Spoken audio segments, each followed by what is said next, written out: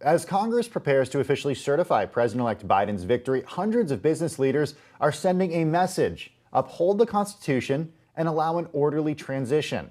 Bloomberg Quicktake reporter Jennifer Zabasaja is here with the story behind that. Hey, good morning, Jen. Yeah, Tim, good morning to you. I want to bring in Kathryn Wylde. She's the president and CEO of the Partnership for New York City, which is a nonprofit representing some of the top business leaders in the economy. Kathryn, thanks so much for joining us from Puerto Rico. Happy to be with you. Thanks. Great. So I want to start with this letter that you're.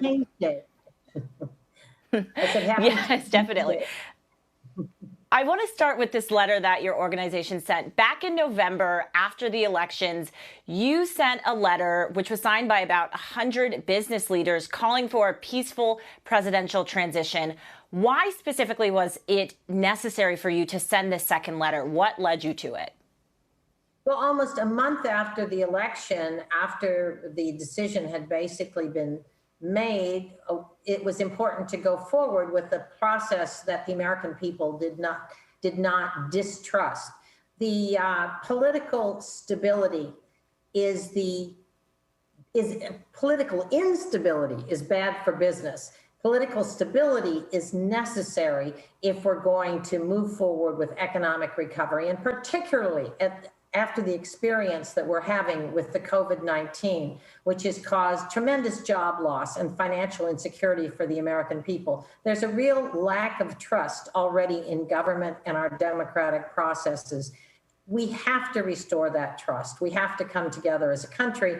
And again, for business and the economy, for investment decisions, for job creation, we have to have a predictable, stable government process that people have confidence in. And that's what this election process has to be about. It's not only in terms of the initial election, but now in terms of the electoral college process, which people really don't understand very well, but which we know today is the last step in allowing the new president to take to the presidential transition, the new president to take over. And that's just essential. We don't have a day to waste in fighting the COVID, in fighting to get jobs back, to get employment back.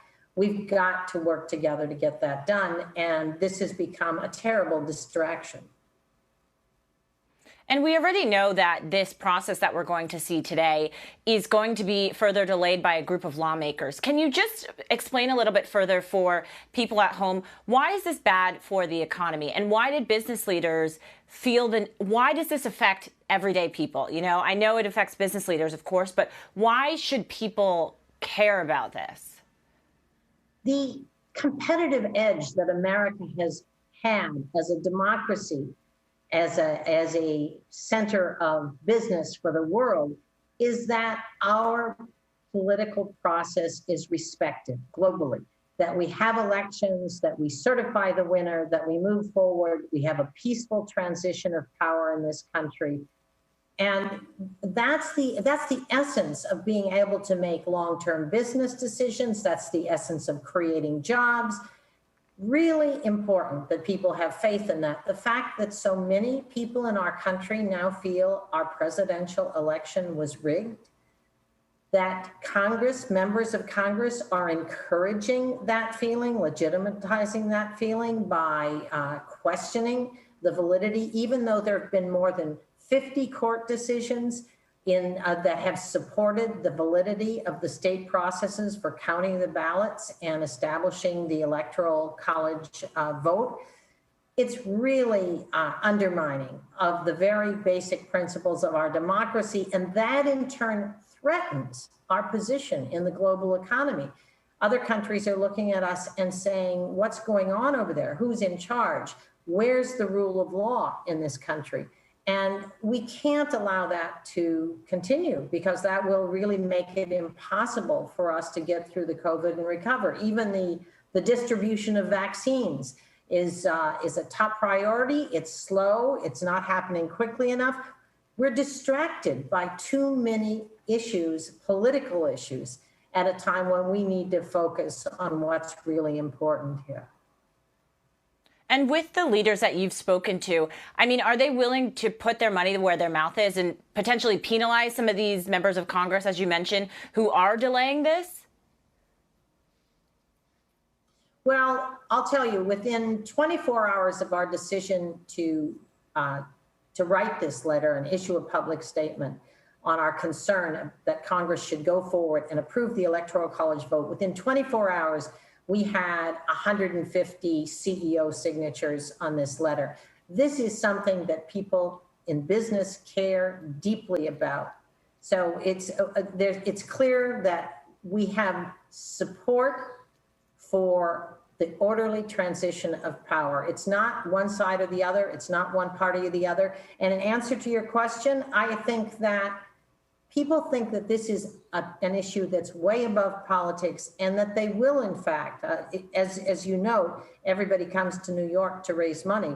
All the legislators from all over the country come to New York to raise money for their campaigns. I do think this is going to be a key issue for those contributors as to how people are voting on this. I noted this morning that Congressman Tom Reed, a great Republican from upstate New York, has said he's going to vote to support the electoral process. That resonates. That's important. He's voting for the country, not his politics, not his party. He's voting for the country. Right. And Kathy, I just want to wrap things up with you. You mentioned New York City. My colleague, Tim, actually brought up the fact that pay equity, of course, as we saw in 2020, just widened, right? And we saw the top 1% really increase their wealth. And still a lot of people are struggling in this country. I wonder, how are these leaders planning to close the gaps that have just been exacerbated by this pandemic? And speaking in New York, too, you know, how do they plan to address some of the workers who are out of work and really hurting right now? Well, we've been recommending, we put out a plan from the partnership and from business leaders, our membership in July, saying that we've got to focus, number one, on education, because the people who have lost their jobs, who are out of work, are those that have the least education, are least prepared for skills jobs. They were the direct service jobs in restaurants, in kitchens, in catering operations, in support services activity, and working for small business. And what's going to be really important is to get them the right kind of certifications and training, which can happen in 6 to 8 months. You can move to apprenticeship programs. Jamie Dimon and JP Morgan Chase are leading about 25 global companies in an apprenticeship creation program in New York that they're working hard on as an example of something. We're working with the city of New York to provide support for small businesses, get them the technology they need to get online, to be able to compete with the e-commerce companies so that neighborhood retail doesn't continue to go under. We have 2.2 million people, residents of New York City, have applied for unemployment in the last 9 months. And we've spent over $59 billion in unemployment payments, which is more than the last 28 years of unemployment paid out. This is a true jobs crisis, and that's going to be our first focus: jobs and small business. Right. Definitely. Kathy Wylde, President and CEO of the Partnership from New York City. Really appreciate you making time for us, and I'm going to send it back to you, Tim.